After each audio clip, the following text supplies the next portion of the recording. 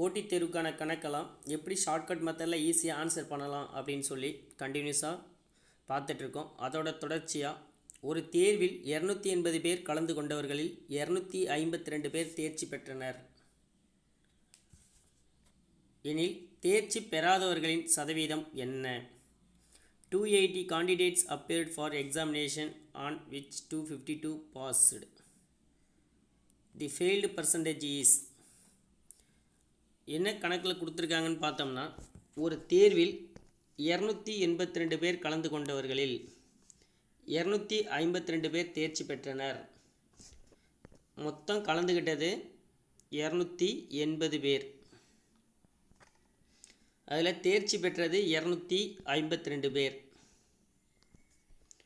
அப்போது தேர்ச்சி பெறாதவர்கள் எத்தனை பேர்? 280 பேர் எக்ஸாம் அட்டன் பண்ணாங்க. அதில் 252 பேர் பாஸ் ஆகிட்டாங்கன்னா மீதி தேர்ச்சி பெறாதவர்கள் எத்தனை பேர்னு பார்த்தோம்னா 28 பேர்.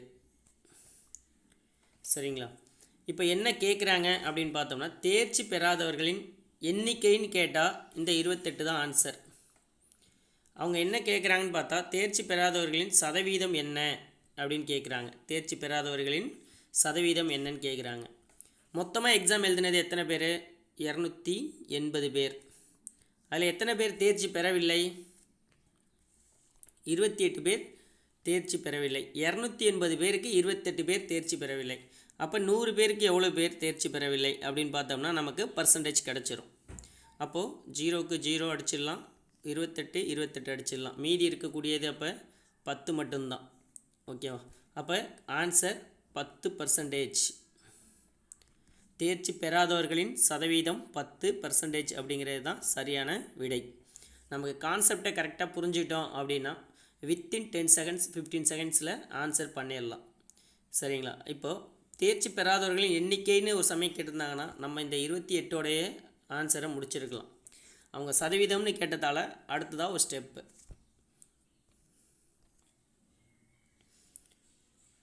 ஒரு பாட்டிலில் உள்ள மொத்த பிஸ்கட்டுகளின் எண்ணிக்கையில் 15% என்பது 30 எனில் மொத்த பிஸ்கட்டுகளின் எண்ணிக்கை என்ன? 15% of the total number of biscuit in a bottle is 30. The total number of biscuit is. ஒரு பாட்டிலில் இருக்கிற மொத்த பிஸ்கட்டில் 15% என்பது 30 எனில் மொத்த பிஸ்கட்டின் எண்ணிக்கை என்ன? மொத்த பிஸ்கட்டின் எண்ணிக்கைனா எவ்வளவு? 100%. சரிங்களா? அப்போது 15% அப்படிங்கிறது 30 பிஸ்கட். அப்போ 100% எத்தனை பிஸ்கட் வரும் அப்படின்னு பார்த்தோம்னா ஆன்சர் கிடச்சிரும். சரிங்களா? கணக்கை பொறுத்தவரையும் ரொம்ப சிம்பிள் தான். கான்செப்டை புரிஞ்சுக்கிட்டு ஈஸியாக ஆன்சர் பண்ணிடலாம். இப்போது 15% அப்படிங்கிறது 30 அப்படின்னா 100% எவ்வளவு? ஒரு 15 15 2 15 30. அப்போ மீதி இருக்கக்கூடியது 2 பெருக்கல் 100. அப்போ நமக்கு கிடைக்கக்கூடிய ஆன்சர் 2 பெருக்கல் 100 200. அப்போ மொத்த பிஸ்கட்டுகளின் எண்ணிக்கை 200 அப்படிங்கிறது தான் சரியான விடை. மொத்த பிஸ்கட்டுகளின் எண்ணிக்கை 200 அப்படிங்கிறது சரியான விடை.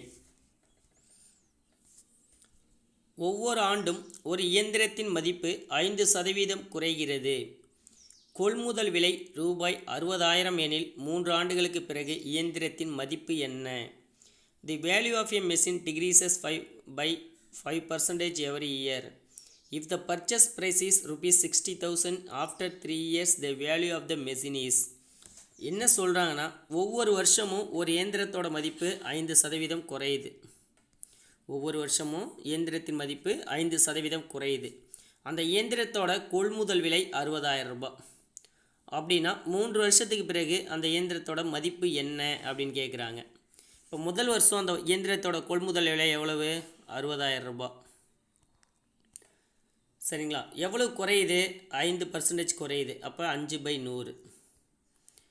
இப்போ நமக்கு 60,000த்தில் 5% எவ்வளோன்னு தெரிஞ்சிடும். சரிங்களா? 2 0க்கு 2 0 அடிச்சிடலாம். மீதி இருக்கக்கூடியது 600 பெருக்கல் 5. 600 பெருக்கல் 5 3000. அப்போ மொதல் வருஷம் எவ்வளோ குறைஞ்சிருக்குன்னு பார்த்தா அந்த இயந்திரத்தோட மதிப்பு 3000 ரூபாய் குறைஞ்சிருக்கும். சரிங்களா? இப்போ 2வது வருஷம் ஆரம்பத்தில் அப்போ இயந்திரத்தோட மதிப்பு எவ்வளோ இருக்கும்? 60,000 ரூபாயில் 3,000 ரூபா குறைஞ்சிருச்சு அப்படின்னா 57,000 ரூபாய் இருக்கும். 57,000 ரூபாய்க்கு 5% எவ்வளோன்னு பார்க்கணும். 2 ஜீரோவுக்கு 2 ஜீரோ அடிச்சிடலாம். அப்போ மீதி இருக்கக்கூடியது 570 பெருக்கல் 5. மீதி இருக்கக்கூடியது என்னென்னு பார்த்தோம்னா 570 பெருக்கல் 5 எவ்வளோ வரும்னு பார்த்தா 2,850 ரூபா. 2,850 ரூபா மீதி இருக்கும். சரிங்களா? இப்போ 2வது வருஷம் அந்த இயந்திரத்தோட மதிப்பு எவ்வளோ குறையுது? 2,850 ரூபா குறைஞ்சிடுது. அப்போ 3வது வருஷம் ஸ்டார்டிங்கில் 57,000 ரூபாயிலிருந்து 2,850 ரூபா குறைச்சிட்டோம்னா அந்த இயந்திரத்தோட மதிப்பு 54,150 ரூபா இருக்கும். 54,150 ரூபா. அதில் 5% குறையுது 3வது வருஷத்துக்கு. அப்போ எவ்வளோ இருக்குன்னு பார்த்தோம்னா ஒரு ஜீரோவுக்கு ஒரு ஜீரோ அடிச்சிடலாம். ஒரு 5 5 2 5 10. அப்போ மீதி இருக்கக்கூடிய வேல்யூ நமக்கு 54 15/2. சரிங்களா? 54/15/2. இதை சிம்பிளிஃபை பண்ணோம்னா நமக்கு என்ன ஆன்சர் கிடைக்கும்னு பார்த்தோம்னா 2,707.5. 2,707 ரூபா 50 பைசா 3வது வருஷத்தில் வேல்யூ குறைஞ்சது. சரிங்களா? இப்போது 54,150லேருந்து 2,705 ரூபா 3வது வருஷம் குறைஞ்சிடுது. அப்படி குறைஞ்ச பிறகு நமக்கு மீதி எவ்வளோ இருக்கும்? 54,150ல் 2,707 ரூபா 50 பைசா கழிச்சிட்டோம்னா மீதி இருக்கக்கூடியது 51,442.50. சரிங்களா? இதுதான் நமக்கு 3 வருடங்களுக்கு பிறகு இயந்திரத்தின் மதிப்பு. 3 வருடங்களுக்கு பிறகு இயந்திரத்தின் மதிப்பு 51,442.50. ஒரு சமயம் 2 வருடங்களுக்கு பிறகு கேட்டிருந்தாங்கன்னா இந்த 54,150ங்கிறது தான் ஆன்சர். சரிங்களா? ஒவ்வொரு வருஷமும் 5% குறையுது. குறையும் போது இயந்திரத்து மதிப்போட 5% நம்ம ஃபைண்ட் அவுட் பண்ணி மைனஸ் பண்ணிட்டோம்னா இயந்திரத்தோட மதிப்பு கிடச்சிடும். இப்போ ஃபைனலாக 3 வருடங்களுக்கு பிறகு நமக்கு கிடைச்சது 51,442.50 பைசா.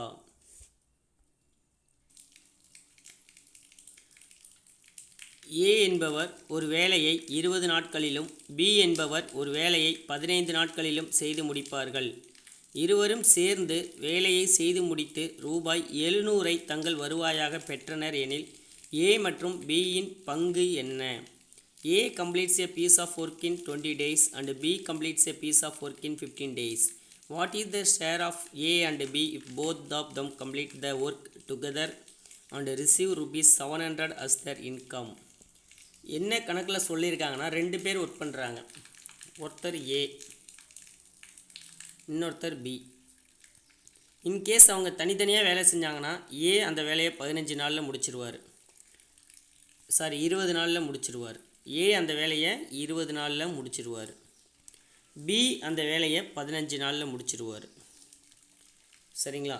இப்போ 2 பேரும் சேர்ந்து அந்த வேலையை செஞ்சு 700 ரூபாய் சம்பளமாக வாங்குகிறாங்க. எவ்வளோ வாங்குகிறாங்க? 700 ரூபாய் சம்பளமாக வாங்குகிறாங்க. இதில் ஏக்கு எவ்வளோ பங்கு, பிக்கு எவ்வளோ பங்கு அப்படின்னு கேட்குறாங்க. இப்போ என்னென்னா அவங்களோட ஒர்க்கிங் கெப்பாசிட்டி ரேஷியோ என்னென்னு பார்த்தோம்னா 20-15 இருக்குது. அப்போ 4:5 நம்ம வச்சுக்கலாம். சரிங்களா? 4:5 வச்சுக்கலாம். இப்போது ஏக்கு 4ன்னு வச்சுருக்கோம், பிக்கு 5ன்னு நம்ம ஃபைண்ட் அவுட் பண்ணியிருக்கோம். அப்போது மொத்தம் எத்தனை பங்கு வருது? 4 5 3 4 5 20 3 5 15. சரிங்களா? 4 5 20 3 5 15. அப்போ 5ஆல் வகுத்தோம்னா 2 5ஆல் வகுத்தோம்னா கிடைக்கக்கூடியது 4 3. அப்போது இந்த இடத்துல ஏக்கு 4ன்னு ஃபைண்ட் அவுட் பண்ணியிருக்கோம், பிக்கு 3 மடங்கு. அப்போ 2ஐயும் சேர்த்தோம்னா 4 3 7 மடங்கு. அப்போ 700 ரூபாங்கிறது 7 மடங்கு. அப்படின்னா ஒரு மடங்கு எவ்வளோ வரும்னு பார்த்தா 100 ரூபா. இப்போ இந்த 100 இங்கே எழுதிக்கலாம். கிராஸ் மல்டிப்ளை பண்ணுங்கள். 3 × 100 300, 4 × 100 400. அப்போ பியோட பங்கு 400 ரூபா, ஏவோட பங்கு 300 ரூபா. சரிங்களா? அப்போ 300, 400 அப்படிங்கிறதான் சரியான விடை.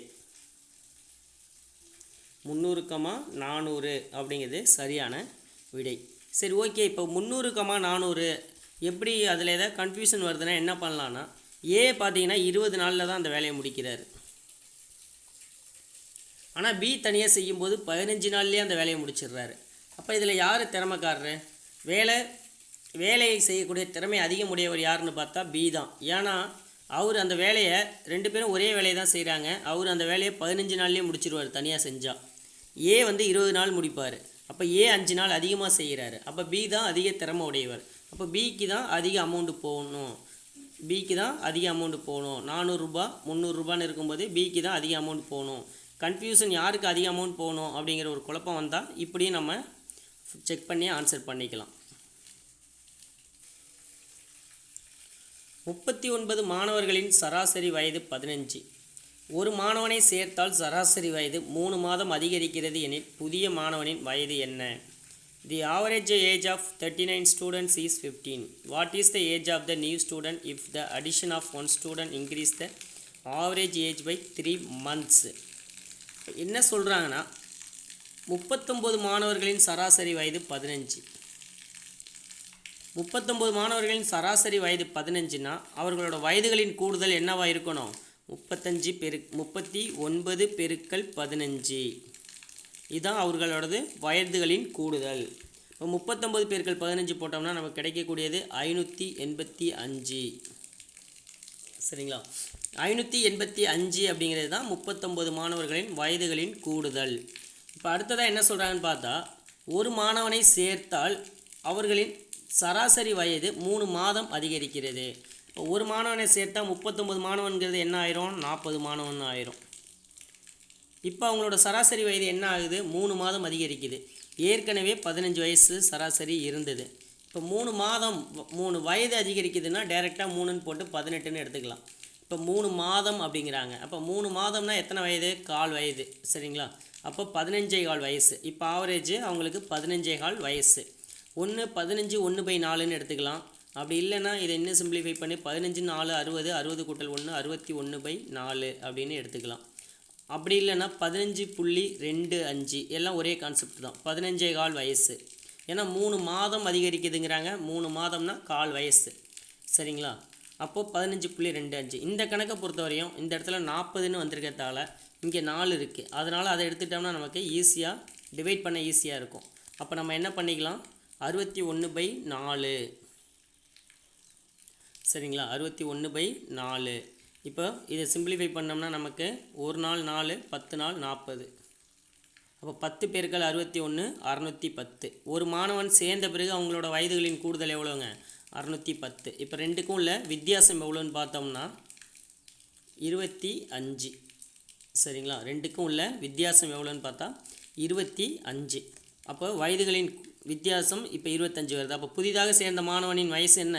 25 அப்படிங்கிறது தான் புதிதாக சேர்ந்த மாணவனின் வயசு.